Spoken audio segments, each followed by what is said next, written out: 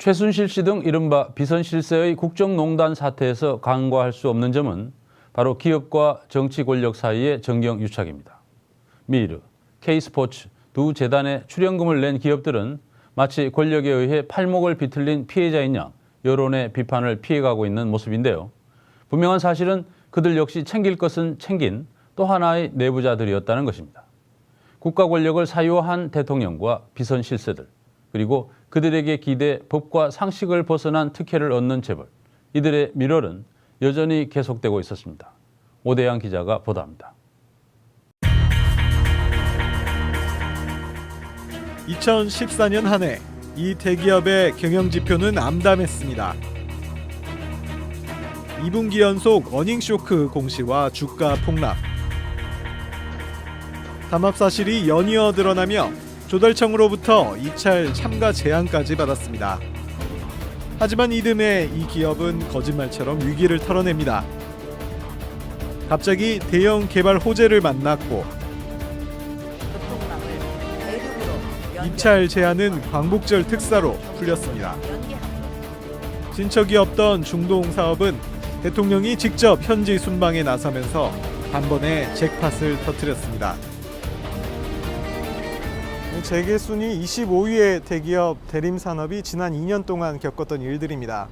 우연이라기엔 너무 공교로운 우연들인데요. 분명한 것은 번번이 그 뒤에 정부와 박근혜 대통령이 있었다는 겁니다. 이 모든 게 공짜였을까요? 지난해 박근혜 대통령은 두 차례 기업 총수들을 만났습니다.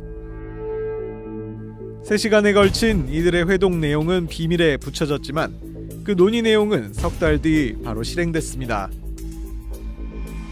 이 자리에 초청받지 않았지만 스스로 출연금을 낸 기업이 있습니다. 대림산업, 미르재단에 6억 원을 출연했습니다. 지난 9월 미르재단은 이사진 전원을 교체했습니다. 4명의 새 이사진 가운데 문화예술 사업을 주로 하는 이사로 어울리지 않는 한 사람이 포함됐습니다. 대림산업의 홍보 담당자 배선용 상무, 이사직을 맡았던 김우준 전 롯데홀 대표 역시 10년 가까이 대림산업을 다닌 대림맨 출신입니다.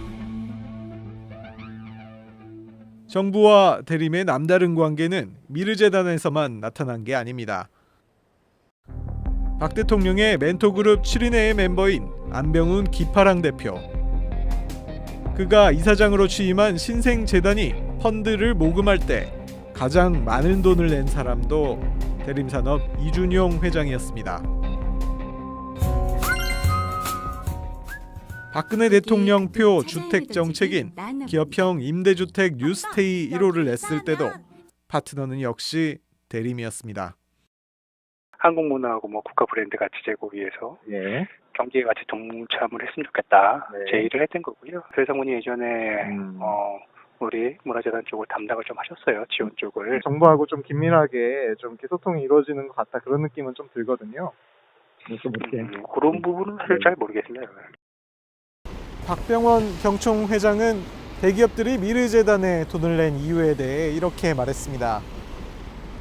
원치 않는 출연금을 내야 했던 기업인들의 속내를 그대로 보여준 겁니다. 하지만 그렇다고 해서 이들이 정부의 강압에 돈을 낸 피해자들이 되는 건 아닙니다. 계산기는 빠르게 두드려졌고 적어도 3가지 점에서 이들은 충분히 챙길 것들을 챙겼습니다.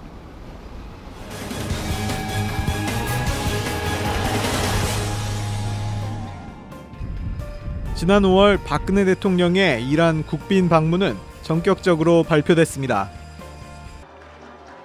그리고 이란 순방의 수혜는 대부분 최순실 씨가 만든 두 재단과 거기에 출연금을 냈던 대기업에 돌아갔습니다. 1970년대부터 이란 시장 개척에 주력해온 대림산업은 대통령의 이란 방문을 계기로 활로를 찾았고 경제사절단으로 박 대통령과 동행한 다른 기업 총수들도 각각 관련 사업을 나눠 가졌습니다.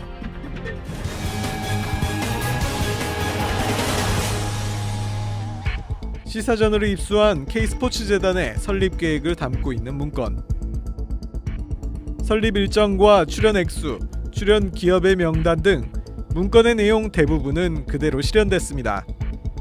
하지만 여기엔 언급되지 않았지만 실제 K스포츠 재단에 출연금을 낸 회사도 있습니다. 부영주택, 다른 그룹사보다도 오히려 2-3개월 일찍 돈을 냈습니다. 저희는 일단 검토해서 저희가 괜찮은 그걸 취지인 것 같다. 그래서 제가 저기 출연한 걸로 알고 있습니다. 시기는 어차피 뭐 그렇게 중요한 게 아닌 것 같은데 어차피 그게 재단이 뭐 이렇게 컨택을 하면서 빨리 한 그 기업도 있을 거고 늦게 한 기업도 있을 거고. 올해 초부터 부영그룹과 이중근 회장의 이름은 여러 차례 검찰의 수사 대상에 오르내렸습니다.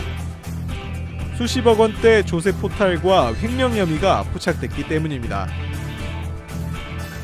지난 4월 검찰은 본격적인 수사에 착수했지만 참고인 조사 이후 반년 넘게 수사는 제자리 걸음 중입니다.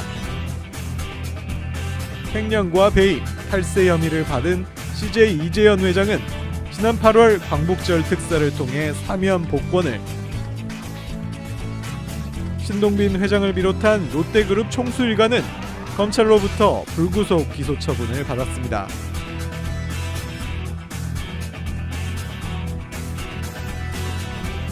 그룹 승계를 앞두고 있거나 이미 승계를 마친 총수 일가도 거액의 출연금을 마다하지 않았습니다. 이재용 삼성전자 부회장이 대표적입니다. 그룹 승계를 앞두고 있는 현대자동차, GS, 두산, 한화그룹 입장에서도 제대로 내야 할 세금에 비하면 미르재단 등에 낸 출연금은 푼돈에 불과합니다. 여전히 기업 경영자들이 이 정경유착에 기대서 기업 경영을 하겠다거나 아니면 그 틀에서 적어도 못 벗어난 모습을 보여주거든요. 아니 기업들이 정상적인 기업을 하고자 하면 정부의 입김 내지는 권력의 입김에 왜 그렇게 약해요? 시장 질서에 맞지 않는 뭔가의 비정상적인 그러한 거래 관계에서의 혜택을 기대하지 않는다면 기업들이 이렇게 팔을 비튼다고 할 이유가 없죠. 초유의 국정농단 사태로 기록될 최순실 게이트. 박근혜 대통령과 최순실 등 비선 실세의 국기문란뿐만 아니라 정경유착의 구태를 여실히 드러내고 있습니다. 뉴스타파 오대양입니다.